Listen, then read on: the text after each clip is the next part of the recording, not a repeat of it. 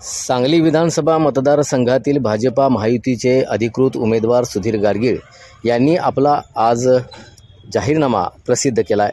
यावेळी अनेक मान्यवर भाजपा पदाधिकारी कार्यकर्ते उपस्थित होते। पाहूया।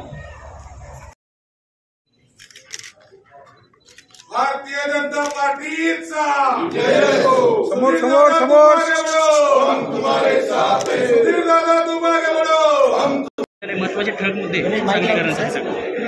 सांगली विधानसभा मतदारसंघ मागणीमुक्त करण्याचा माझा अजेंडा आहे आणि त्या व्यतिरिक्त ज्या काही गोष्टी मागच्या काळात करायच्या राहिल्या आहेत त्या या पुढच्या 5 वर्षामध्ये पूर्ण करण्याचा माझा प्रयत्न असेल।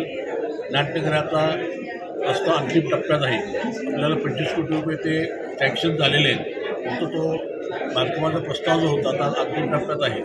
जसं शहरी नाल्याचा शुद्धीकरणाचा प्रकल्प तो अंतिम टप्प्यात आहे, त्याला 93 कोटी रुपये आपल्याला मंजूर आहेत आणि पूर्ण राज्य शासनाच्या खर्चातून होणार आहे। तेव्हा शहरी नाल्या गेली 40-50 वर्षाचा शहरी नाल्याचा प्रश्न आपण सोडवतोय। तसंच सांगलीला एक क्रीडा पद्धतीच्या दृष्टीने आपले 2 स्टेडियम आपण डेव्हलप करतोय। एक म्हणजे आंबेडकर स्टेडियम आणि दुसरं म्हणजे हेडक्वार्टरच्या मागच्यामध्ये 3.5 एकर जागा आहे, त्याच्यावर क्रीडांगणाचं रेग्युलेशन होतं। तिथं आपण 12 कोटचं अत्याधुनिक बॅडमिंटन कोर्ट तयार करतोय।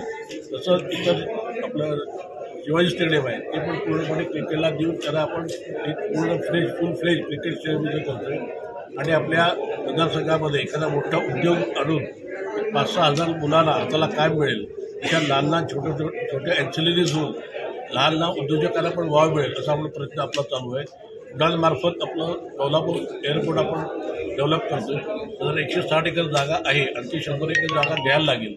तिथं आपल्याला पाचपट पैसे देऊन आपल्याला ते करता येतं, त्यावर लोक तयार होतील। आणि आत्ताचे परवा ते अमित शहानी त्यांच्या भाषणात सांगितला मुद्दा घेतलेला होता, तेव्हा मला काही अडचण वाटत नाही, ते होणार आहे। वंदे भारतच्या आणखी जास्तीत जास्त गाड्या सांगलीतून सुटाव्यात, जर सांगली थ्रू जाव्यात असा प्रयत्न आमचा आहे। तसेच इतरही काही गोष्टी आपल्या आहेत, महिलांसाठी काय, युवकांसाठी काय, मुख्य म्हणजे सांगली सिव्हिलमध्ये नवीन कॅन्सर हॉस्पिटल आणायचा माझा प्रयत्न आहे। आत्ता 100 बेडचं महिला आणि शिशु इथे आपल्या हॉस्पिटल बांधकाम चालू आहे। 100 बेडचं जनरल हॉस्पिटलचं बांधकाम चालू आहे। आणि अशा त्यांना आरोग्य असेल, क्रीडा असेल आणि संस्कृती म्हटलं तर नाट्यगृह आहे, सर्व क्षेत्रामध्ये आपण पुढच्या 5 वर्षा टप्प्यामध्ये आपण लोकांना या गोष्टी देणार आहे।